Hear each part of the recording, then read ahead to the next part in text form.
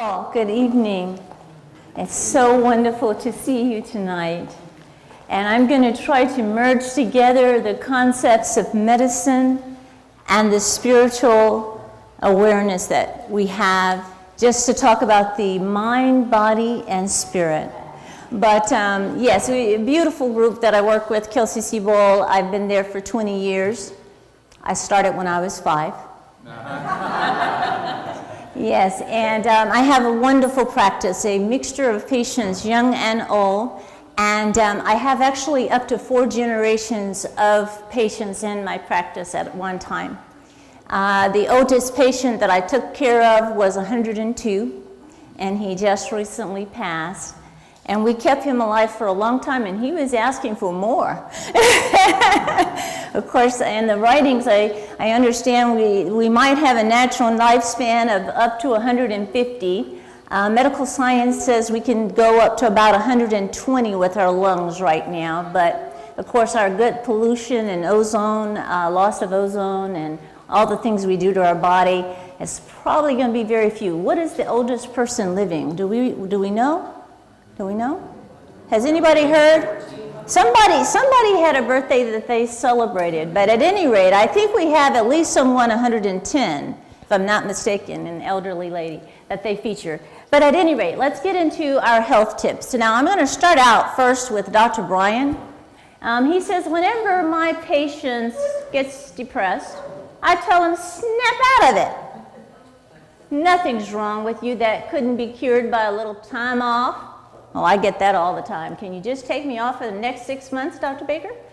A few hours of daily exercise, plastic surgery, a new career, shock therapy, brain transplant, better chromosomes, and return of your youth, and some new friends. So cheer up. You know, I sometimes want to say something like that. Because people come in and they're asking for the cure. And, you know, sometimes as a physician, I have to say there's no cure. And that actually was very difficult in the beginning because as physicians, we were taught that you should heal. And then being in practice after a few years, I realized that A, I could not heal everything, and B, sometimes I didn't even know what it was. You know, I didn't even have a full description of what it was. But working with patients, they've taught me over the years. It's been wonderful. The hidden words of Baha'u'llah, of course, gives us counsel much different than what Dr. Brian had to say. O befriended stranger, the candle of thine heart is lighted by the hand of my power. Quench it not with the contrary winds of self. I'm going to stay there. Self. And passion. What are we talking about there? The things that we do, the things that sometimes are just our habits, but they're not the things that are good for us. We know it. Ice cream, ahang. We know it. A little bit too much to drink, you know. Whatever it is that you do there, the self and the passion, that, you know, contrary winds of self and passion. The healer of all thine ills is remembrance of me. Forget it not. Make my love thy treasure and cherish it even as thy very sight and life. So that's what Baha'u'llah has to say about healing and what we do to ourselves. And actually, that's the answer. We do it to ourselves. Many of these things we do to ourselves. And yes, there's genetics. There's all kinds of other things that goes into there. Shoghi Effendi also talks about what Baha'u'llah tells us. In the case of disease, we should pray, but at the same time refer to the competent physicians. Well, of course, I do want a job, y'all. So don't, you know, it's like pray, but tie your horse. In other words, pray, but make your appointment to come see me. Because if there's something going on and you need some treatment, you should see a competent physician. You can't just pray only. obviously there's some things you can pray away, but you must see also a physician and abide by their considerate decisions. Baha'u'llah urges us that we obtain any physical ailment, we should refer to the doctor and abide by his or her decision. You notice how I edited that. Let me leave Baha'u'llah, his decision. Physical and spiritual forces have been used to secure the speedy recovery of patients. No partial treatment is sufficient. So again, saying that we use the spiritual, but we also use the physical. So that's like, you know, we pray, but we take our antibiotic.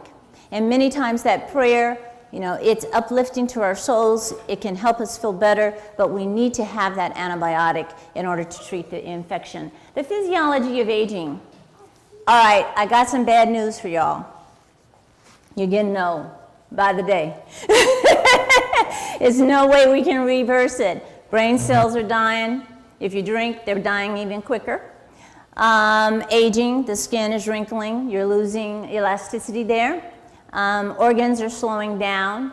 Mateen, you know, you're doing okay. And a few of you, the young folks, but the rest of us, you know, most of us, we're doing quite a bit of aging. Each day, each year. So that's why I have no more birthdays. So I'm still 25. Genetic factors, those do go into it. Some of us have simply genes that we inherited, and it's nothing we can do about that. I tell patients, you know, we wish we could pick the ones we want and leave off the ones we can't, but we cannot. Environmental factors. Well, if you have good access to healthcare and you take advantage of that, then you certainly can catch disease early and you can do something about that. So while you cannot do anything about aging, you cannot do anything about your parents or the people you're related to, even if you don't like them, you can do something about the environmental factors, which is get access to healthcare as quickly as you can and get your regular checkups. Keep me in business. Health and well-being. Anti-aging, oh, y'all heard about this, make you young. One pill, one bullet, you know, reverse the effects of aging. Please understand that there is no way that we can turn back the hands of time. It's simply not true. And a lot of these products have a lot of hype behind them. They call themselves things like natural or herbal or vitamin. And they just get you to empty your pockets. You won't even pay your $10 copayment, but you'll go out there and you'll pay for something that's going to make you lose weight in 30 days for $90. You'll order it off the internet. I've seen you. I know you. Who's done it? Go on, raise your hand.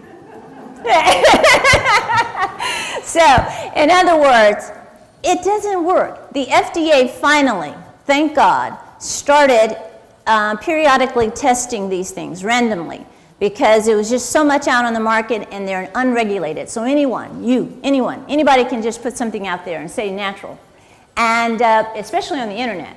So they started looking at these things and actually found toxins in them, as well as traces of chemotherapy medicines. Chemotherapy, traces of medicines that they use for chemotherapy. And believe me, if you don't have cancer, you do not want to be taking a medicine that has chemotherapy qualities to it. All right, early detection. So here's where we can make some strides here. And by the way, if you have questions, please raise your hands. Please. But regular checkups, what is that? That's about a year. That's usually about a year. But if you're much, you know, in the younger group, it may be every 2 or 3 years. For the kids, unfortunately, they bring them in there every year because they got to have those shots. But as you get older, basically in your 20s and above, you need to get in there about every year because you've got something going on that you need to have checked, whether it's just the breast exam or the pap smear. In the case of 40 and above, we start bringing you in there and mashing the breasts. I don't know what that's all about, but that's the way we have to do the mammogram. Actually, raise your hand if you've had a mammogram. Okay, excellent, excellent. I love it, I love it. Don't they mash you? A man must have invented this. I don't know why women have not gotten into this field. But anyway, they make a pancake out of your breast. Yeah, it's interesting. And then if that wasn't bad enough, then they put you up in stirrups and oh, wait a minute, we have children in here. So let me not get too graphic. But get that pap smear as well. That is a screen for cervical cancer. That's very important to do. Bone density, this is when you are postmenopausal for the most part, and we'll talk about that. But 65 and above for women, 70 and above for men. Guess what? Men are supposed to get bone mineral densities. Colon exam and hemoccult. Most ridiculous thing you will ever want to go through in your life, but it saves lives. About 40% of my patients that go in for a colonoscopy are found to have some type of polyp, and about half of those are precancerous. And when they remove that, it never turns into a cancer. It's like removing a weed before it gets to going. So colonoscopy, hemoccult. Hemoccult means hidden blood in the stool, the blood you don't see with your eye, but that we can see through a developer. You take little cards, you smear some stool on them, you put them in an envelope, and you mail them in. Can you imagine that? I stopped ordering that one, because people would simply not do it. So what I do to them is I put the finger in the rectum and get it. Again, too graphic, Ahang? Tell me. You tell me when I get too graphic, because I work in body parts, okay? So all kinds of orifices. All righty, so let's go back. Rectal and prostate exam. Oh, I get a chance to pick on the guys now. You should just want to be a fly on the wall when these guys have to get their rectal and prostate exam, but it's very important. It saves lives. I have a cousin who died at the age of 39 from colon cancer simply because he would not go in and get a rectal exam. Do not be a victim of this. Yes, it is an experience that, Mateen, you will have when you're 40, but 40 and above, you need a rectal exam. Mateen, I'm sorry, Mateen. You're the only one I know the name of besides Ahang. So anyway, it's not a good experience, but here's a women have smaller fingers. You might want to get a female. Cholesterol and glucose.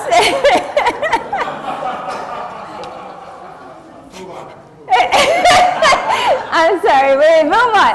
Okay, cholesterol and glucose, you must get that checked. Okay, you have the good and the bad cholesterol, you have the total cholesterol, and you have triglycerides. It's all very confusing. Good cholesterol should be above 40 for men, should be above 50 for women, and if it's above 60, then it means it subtracts one of your risk factors. Okay, so if you have high blood pressure, it subtracts that, it neutralizes it. If you have a HDL, high density lipoprotein of over 60. So that's a good thing. If you have a high density lipoprotein in the 30s, I want you to get an AED. You all know what that is? Automated external defibrillator. In other words, be ready at any point to have the heart attack. No. But my point is I'm exaggerating. But HDLs in the 30s are not good HDLs. And guess what you have to do to bring them up? Diet, exercise. And for some reason, I get all the excuses in the whole wide world for why we don't exercise regularly, including it gets hot. And I ask my patients, does it get hot every year? And they say yes. I said, so why haven't you figured that out? In the mall, you can go to the gym. If you go to the mall, the ladies, don't take the purse. That's all I can say about that. But you got to exercise, regular exercise, at least 5 times a week, 30 minutes, get your heart rate up to 85% of maximum. That means that you work up a sweat. I have a lot of patients that tell me I'm active. And I say, well, did you get funky? And they said, no. I said, well, then you did not exercise enough. All right, vision, hearing, and dental. These are also things you should be doing. So prevention is not smoking, no alcohol. As Bahá'ís, we advocate no alcohol. This is one of the things that are in the teachings. If you do drink, as a woman, it should be 1 drink a day. As a man, it should be no more than 2 drinks a day. I have all kinds of answers to that. Some people don't think beer is alcohol. It's a very interesting thing. I say, how much do you drink? They say nothing. I say, well, what about beer? They say 6-pack a day. Anyway, very interesting thing about alcohol. But in moderation, if you drink, as a Baha'i, we advocate no alcohol, no opium, no drugs. It destroys the brain cells. It's not good for you. It really isn't. And if you think about, let's just take alcohol out of the world. Let's just take that one thing out of the world. How many lives would be saved? How many marriages would be saved? How many abusive, murderous things that have gone on over our time? How many people would have not had impaired judgment? How many car accidents would we have not had? Alcohol is not something to celebrate, in my opinion, and in the Baha'i faith. But, of course, it is legalized. It's a legalized drug, but you want to use it in moderation if you drink. Exercising, we just talked about that. Rest and relaxation. I get a lot of people who say, I'm tired. I say, how much you sleeping? They say, well, I'm not sleeping. Well, you got to sleep. Rest and relaxation. It's called sharpening the saw. How many of you know about sharpening the saw? None? Sharpening the saw. You've heard of it? I know. It's a Stephen Covey. It talks about basically if you're chopping a tree and you're working constantly, and then the other person was chopping a tree, I'm going to do she's. So she was chopping a tree and wouldn't stop, and the other one would chop the tree and go rest. And she was chopping, and wouldn't stop, and the other one would chop a little while and go rest. By the time the end of the day came, guess who had chopped more trees? The one that rested, because she sharpened the saw as she rested. That other one was dull. So that is what rest and relaxation is about. You must take time off. If you don't, you will find yourself thinking you're doing a lot and you're not. Proper nutrition, coping with stress, and having a positive outlook. All right, here's some recommendations that you really should look at. This applies to both men and women, okay? Basically, calcium 5 to 600 milligrams twice daily. If you are in the peri and postmenopausal stage, you really want to be doing about 500 twice a day. So that basically means if you're 40 and above, definitely 50 and above, you need to be taking 500 milligrams of calcium twice daily with food because it improves absorption and it helps to reduce osteoporosis. Vitamin D needs to be taken with that. Some recent studies have actually even said vitamin D can reduce the risk of cancer. But it needs to be taken in 1,000 to 2,000 units per day. We didn't really know that before, but you think I get a lot of sun in Florida. Well, ask your doctor to check your vitamin D. I bet you it's right about 20. It's supposed to be 32 or higher, and 50 and higher is better. So take your vitamin D. Risk factors such as hypertension, hypercholesterolemia, diabetes. If you're 50 and above, ask your doctor if baby aspirin is right for you. It is definitely not right for someone who has a bleeding ulcer or bleeding disorder, but 81 milligrams of aspirin daily may be right for you if you have those kinds of problems. Normal blood pressure, they have changed. Normal blood pressure is now less than 120, less than 80. So if you have a blood pressure of 120 over 80, you are pre-hypertensive. If you have a blood pressure of 120 over 80, you are pre-hypertensive. Okay? So you got to really work on that and watch that. So if you get to 139 over 89, you are still pre-hypertensive. If you hit 140 over 90, you are hypertensive. Most of your strokes occur with blood pressures in the 150s to 160s, not 202 or 220. Yes, ma'am? So how do you lower your blood pressure? Exercise and diet and lower your salt and get some better genes. Hopefully you don't inherit it. But exercise and diet, keeping your weight at the normal BMI, body mass index, and eating the right kinds of foods that are not full of salt and exercise. So keep it moving. 5 fruits and vegetables is a balanced diet. I encourage all of you to go online and look at the .gov pyramid, food pyramid. It's excellent. They keep telling us how more and more grains need to be put into our diet, which actually, if you read the writings, especially Abdul Baha talks about those grains and those nuts. And it seems like science is finally catching up and telling us about that. Musculoskeletal problems, a lot of us have it. I can't reverse arthritis, but I can tell you if you're wearing high heel shoes like I am tonight, don't come in and tell me your feet hurt. Don't go to the foot doctor with high heel shoes on and say my feet hurt. Don't do that. Don't do that. Don't any of you do that, okay? That just doesn't make any sense. But you have to wear the proper kind of shoes in order to support your back, your hip, your knees. It all starts at the feet. It goes through the toes, you know, the hip bone connected to the knee bone, connected to the ankle bone. Okay, all right, you understand. So it's all one body. So what you do on your feet, I just wore these for you all, by the way. But what you do on your feet, you know, does affect you. While at home doing chores, guess what? We all go around barefooted or in socks or in slippers. The worst thing you can do. They have the least amount of support. Please, put tennis shoes on when you're at home working. Ahang, you do all the housework. Put some tennis shoes on, sweetie.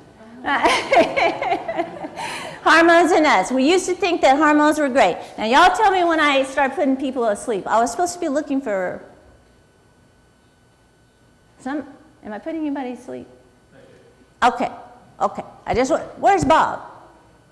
He told me if I was putting him to sleep, I was going too long. Okay, anyway, hormones in us. Estrogen therapy. We used to think estrogen therapy was our anti-aging for the women. And we thought menopausal was something that needed to be treated. But guess what? Menopausal was natural. There were a lot of women before us that went through it, you know? They just did it. They drank water, they fanned themselves, whatever. They did it. Now, if you are about to kill your husband, or murder someone at work, or if you are waking up so many times at night that you are sleep deprived, then hormone may be right for you for a short period of time, okay? Estrogen supplementation. But for the most part, what we have found is that estrogen supplementation, it is associated with an increased risk of breast cancer after you've been on it 5 years or more, and it is also associated with an increased risk of cardiovascular disease, heart, and stroke. And yes, women do have heart disease, and it's a very, it's difficult to diagnose because it does not present in the usual way. So be careful with estrogen. If you're on it, it doesn't mean it's a bad thing. It just means you want to limit the time that you're on it and get off it with it when you can. And you know, there are other things that can help, and talk to your doctor about that. Okay, testosterone. I know you guys want to stay strong, you know, and virile, and all those good things. Yes, men do have some sort of, you know, I don't know, male menopause or something. It starts dropping off. But you do not want to take testosterone if you do not have a testosterone deficiency. It accelerates atherosclerosis, which is hardening of the arteries, which leads to heart disease, okay? So, while you might want to do that, it's not a good idea. But if you think you are suffering from some of these things, then, okay, not that one right there. But if you think you are suffering from some of these things, you actually can go into your doctor and ask them to check your testosterone level. It is one of those things that they can treat. All right, an apple a day keeps the doctor away. How simple is that? How profound is that? I'm not sure who came up with that saying, but whoever it was knew exactly what they were talking about. This tells us, excuse me, that, and I'm sorry guys, my throat here.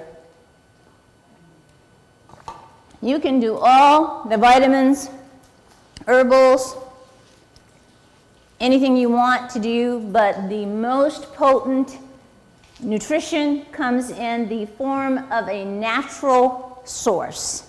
It is the atoms, it is the way in which it is made, it is the skin of the apple, it is the core, it is your substance. And in the Baha'i faith, it talks about when we are advanced as a society, we will go back to the basics. It is interesting. Advanced, but will become retro. We will find that the foods are indeed the best thing, an apple a day. So when patients ask me, should I take a multiple vitamin, I say, well, it's okay, but think about the pill and how much processing they have to go through to get all those little vitamins in that little pill. And I say, if you have a true deficiency, of course you need to treat that. So I don't want to imply that vitamins are not something that you should take, but you want to take them with your doctor's recommendation. But what I really tell them is grow a garden. Go grow a garden, because if you can get the natural thing, that's what you want. Baha'u'llah's counsel is do not neglect medical treatment when it is necessary, but leave it off when the health has been restored. Treat disease through diet, by preference. Refrain from the use of drugs if you don't need it. And if you find that what is required in a single herb, do not resort to compounded medicament. Did I say that right, baby? Thank you. Abstain from drugs when health is good, but administer them when necessary. Now let me tell you about that one. Please don't decide when you should stop your drugs. Talk to your doctor, okay?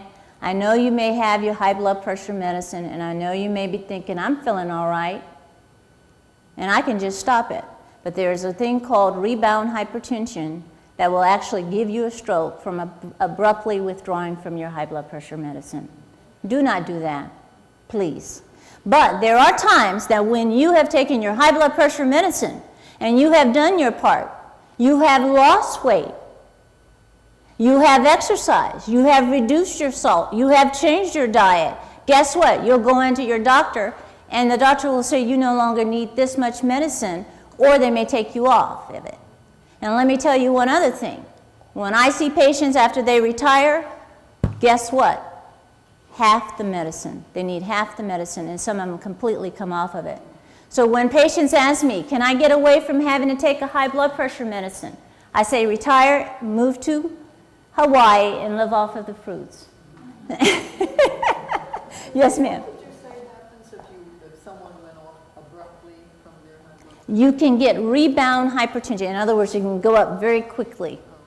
So you don't want to do that. Generally, we taper you off of medication but if you're, and that is not everybody. I don't want to make that as a definitive statement for everybody, because there are some people that we will simply tell to stop their medication. But there are some medications that if you stop them abruptly, your blood pressure will automatically go up very high. And so you want to be tapered off of it. Yes? Were you saying earlier that too much estrogen causes a violent reaction? Or what was the moral of the story about if you want to kill your husband or whatever?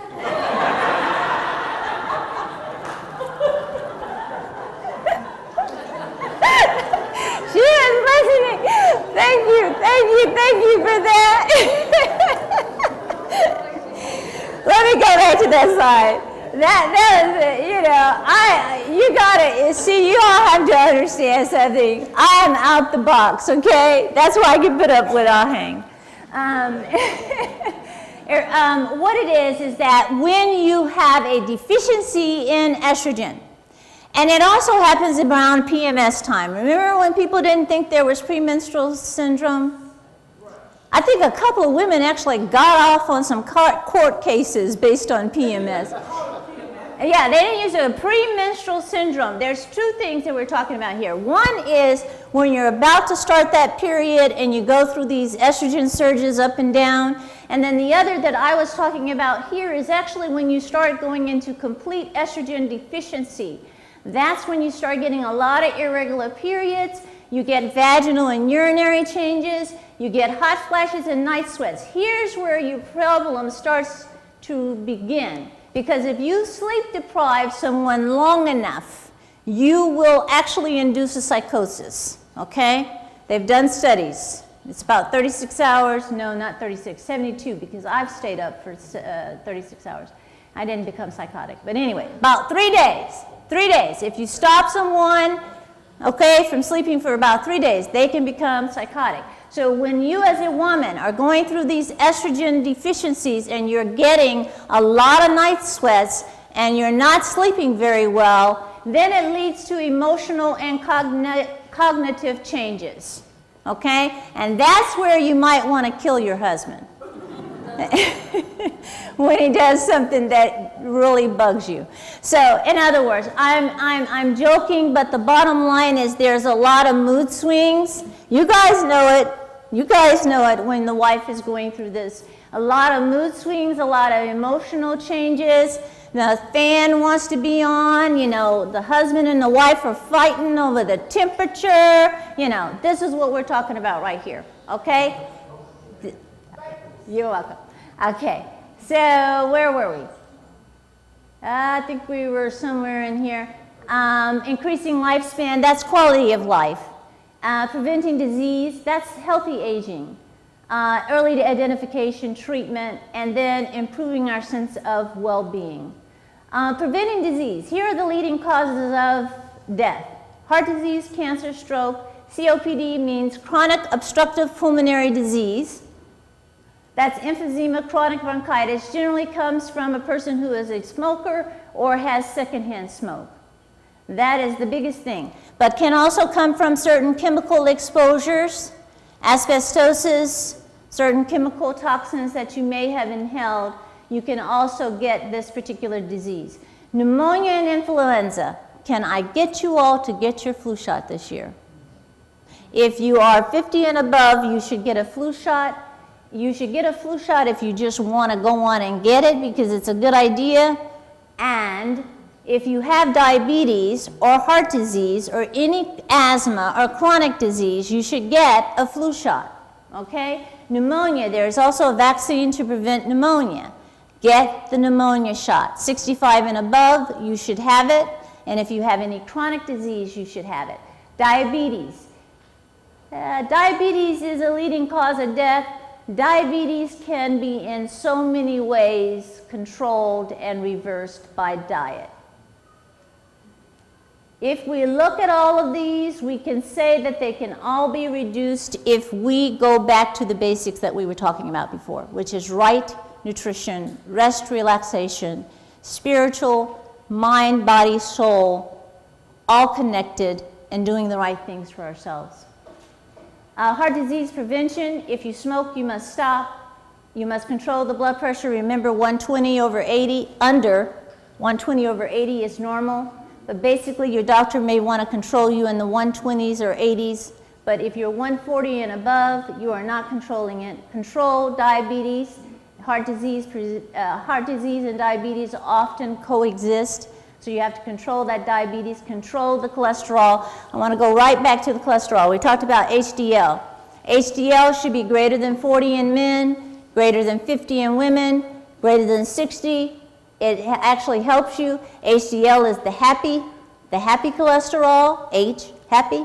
Okay. L, lousy cholesterol. LDL. Okay, so that one you want under 130 if you have no risk.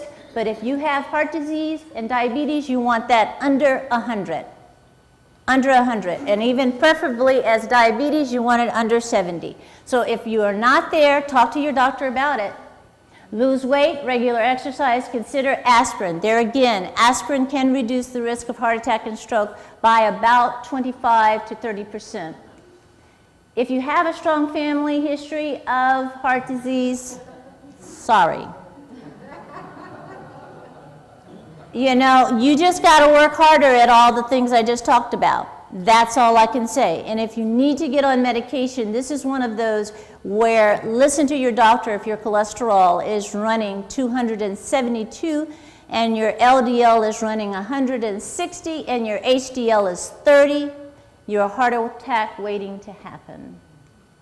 Cancer prevention, stop smoking. A lot of people know that cancer is associated, smoking is associated with lung cancer. A lot of people don't know it's associated with bladder cancer as well. If obese lose weight, it's actually associated with breast cancer, obesity, something we're seeing growing in our society. And by the way, men can get breast cancer. It is just very, it's not as common. High fiber diet reduces colon cancer. Go right back to the writings talking about the fruits and the grains and the fiber in our diet. This is where you can prevent colon cancer. Human papillomavirus, I want all the young ladies to listen up. Human papillomavirus, we now have a vaccine, prevents cervical cancer. It is recommended for girls 9 to 26. Cervical cancer is considered a sexually transmitted disease. I know everybody's looking at me like, what? It is. It's a sexually transmitted disease. However, there are other ways in which we can get exposed to human papillomavirus, and even if you are not sexually active, you actually want to get this vaccine before you ever are, because it can help prevent cancer. So, cervical cancer, a lot of people don't understand that. It is actually sexually transmitted, okay? It comes from multiple partners, it comes from exposure to HPV, it comes from multiple STDs. So this is something that you want to be very careful about, obviously. Sunscreen, that's another thing preventing cancer. You don't think about sunscreen when you're driving, but you're in the sun. So using an SPF of 15 or above, some people want to go up to 30 and 45, and that's okay too, but it at least has to be 15. But more people don't really understand that they're overweight. Aha, they're big bone. Yeah, those are the big bone people. They tell me I'm big bone. I'm big bone, and my family's been big. Yeah, overweight is, okay, first of all, BMI that's ideal is 24. And if you are 27 to 30 in a BMI, body mass index, and you can get your doctor to tell you that, you are overweight. If you are 35 and above, you are obese. Okay, obesity is a medical term. It's not an insult. It means that you are probably over 30 pounds to 40 pounds over your weight. Okay, so obesity. But yeah, 35 and above is obesity. Overweight is 27 to 30. And then in there, in the middle of that, you're kind of pre-obese. So it's something in that regard. Okay, stroke prevention, it's the same thing as heart prevention, basically. Stroke and heart is the same thing. And we said LDL under 130. We said total cholesterol under 200. We said HDL over 40 for men, over 50 for women. That's what you want. And if you have diabetes, you want to control your blood sugars under 110 fasting and under 180. No matter if you just ate a meal, your blood sugar should not be over 180 if you are diabetic. Okay? Don't smoke. Pneumonia vaccine, flu shot. We don't have the swine flu shot available yet, but it is being researched, and hopefully we will have that this season, but we do not have it quite yet. But we do have flu shot with multiple other strains. Diabetes prevention, we really have already said this. Osteoporosis, not a leading cause of death, but significant disability. So please, women, take your calcium. We talked about that. Calcium, vitamin D, regular weight-bearing exercise, such as walking or weights. Don't smoke. It does definitely hasten the onset of osteoporosis. There are medications that can help you. And again, bone density, do that when you are between 65 and 70. Let's keep going. Yeah, patients get a kick out of it. Early detection of disease, again, here we go. Colon cancer, breast cancer, cervical cancer, prostate. That's the colon exam, that's the breast exam by both the doctor and the mammogram. I can't tell you how many times I get patients who said, I had my mammogram, so I'm finished. And I say, no, you must have the clinical breast exam, which is by the physician, to make sure that you still don't have any lumps or bumps or problems. 5% of the mammograms will miss a cancer that may be detected on physical exam. So please, you must get your physical exam by the physician of the breast in addition to the mammogram. Cervical cancer is the pap smear, but you're going to get the HPV vaccine if you're between 9 and 26, regardless whether you're sexually active or not, because it helps to prevent cervical cancer, which is an STD. All right? Prostate cancer, you got to get the finger. And then you have the PSA, the prostate-specific antigen, that does help. It, you know, it along with the finger, the two of them. And then screening for cancer worthwhile, yes it is. Colon cancer screening for someone at average risk, no first degree relative with colon cancer below the age of 60. You should start it at age 50 and do it every 10 years, unless you have a polyp that's precancerous and then it goes to every 3 to 5 years. Or you can do the double duo, flexible SIG and barium enema. I don't know why anybody would do this except that this may cost too much money. But if you are in that situation where you cannot do a colonoscopy every 10 years because your deductible is $4,000 and you don't have it, then you do have an option of doing a flexible sigmoidoscopy and a barium enema.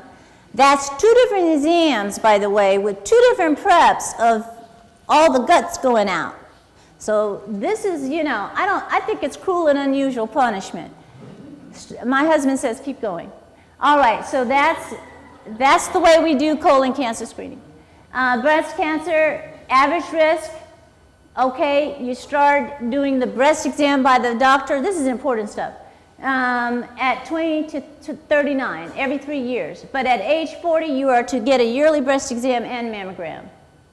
If you have a first-degree relative with breast cancer, first degree means mother or sister, not aunt, not grandma, not great-grandma.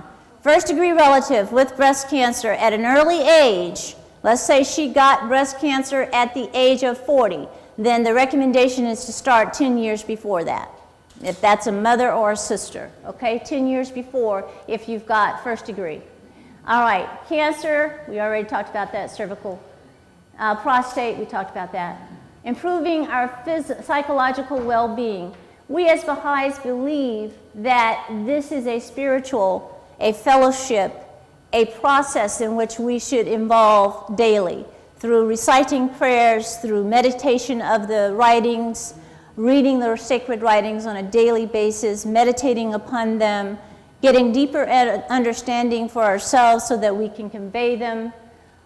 It is an active thing that we must involve every day, just like we have to eat every day. I mean, you don't eat once a week and think that's going to do it. You know that you must eat every day. And then the spirituality and the growth of us is a daily thing and multiple times a day, saying our obligatory prayers. This is what we Baha'is believe that helps with this spiritual well-being. Also, you know, don't forget, one day you do retire, and you got to plan for that. Signs of depression, serious things can happen when depression set in. And I know that many people feel, well, we just need to pray.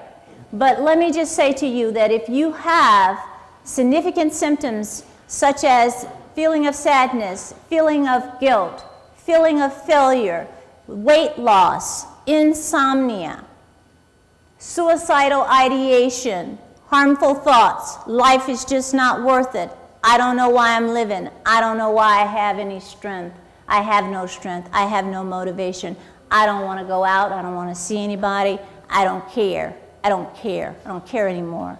If that occurs, multiple of those symptoms for 2 weeks or more, okay, just not one day when you're having a bad day, for 2 weeks or more, please go and talk to your physician about depression. Most of the doctors miss this diagnosis because you come in with a headache or a backache, but a lot of depression is tied into what we call psychosomatic symptoms, which means it's a lot of aches. Advance directives, let your doctor know about what you want to do in the case of your ill health. Everyone should have a living will. Medical power of attorney, this means let us know who you want to speak for you if you cannot speak for yourself. This tells me that maybe you can reverse age. Eleanor Roosevelt, Sorry, I got this picture. This is actually a card. I thought that was absolutely phenomenal. Here is someone who definitely exercises and probably has no joints. Eleanor Roosevelt said, beautiful young people are accidents of nature.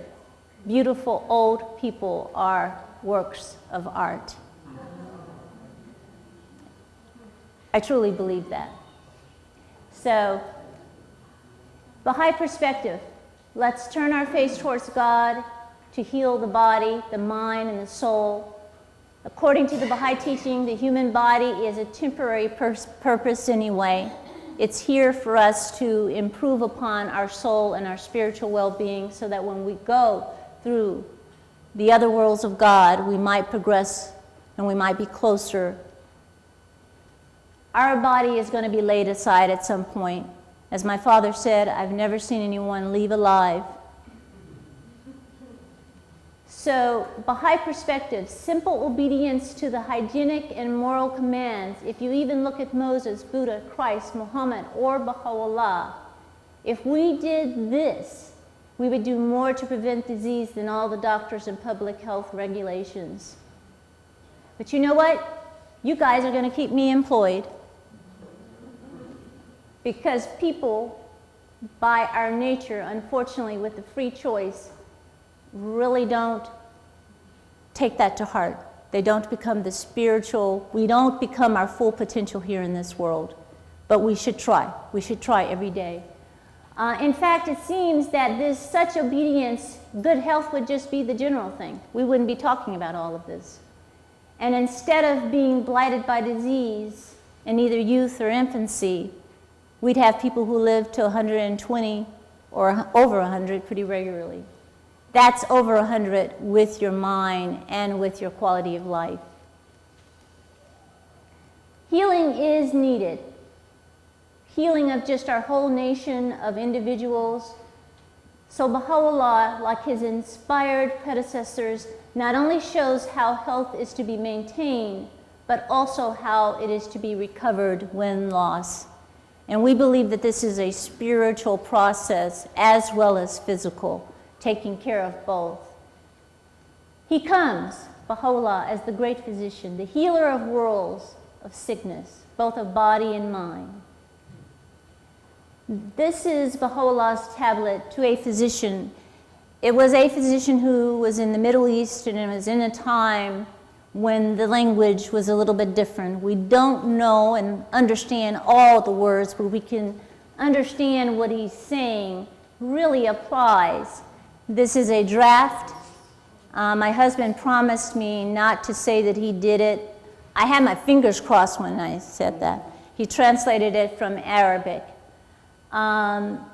Some of this you've probably seen, but some of this you may not have seen. But Baha'u'llah, in Baha'u'llah's tablet to a physician, this was a specific physician who lived in this time. The ancient tongue speaketh that which will satisfy the wise in the absence of physicians. Do not eat except when hungry. Isn't that an interesting thing, how we overeat? Do not drink after retiring to sleep. Exercise is good when the stomach is empty. It strengthens the limbs, but when the stomach is full, it can be harmful. Do not neglect medical treatment when it is necessary, but leave it off when health is restored. Do not take nourishment until digestion is complete. That's basically saying don't overeat. Do not swallow until you've thoroughly chewed your food. Treat disease first by diet. If you find a single herb, don't go to compounded medicines. Abstain from drugs. Begin the meals with the mention of my name, the All-Glorious, and end with the name of the possessor of heaven and earth. That which is difficult to masticate is forbidden by the wise. And that's a hard one. But we as Baha'is can eat meat. A light meal in the morning is as a light to the body. All the medical evidence shows that you should eat breakfast, and if you're not, you are depriving yourself of nutrition, brain power, and everything else. All harmful habits. Avoid all harmful habits. They cause unhappiness in the world. Verily, the most necessary thing is contentment under all circumstances.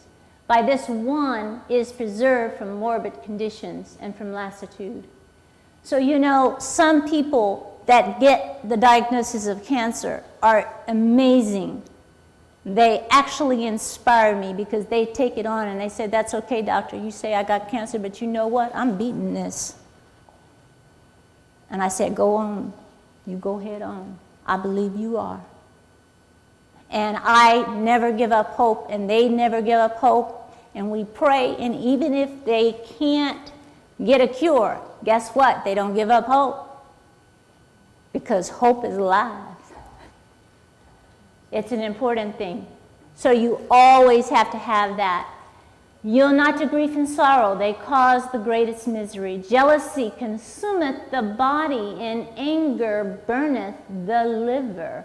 Avoid these two as you would a lion.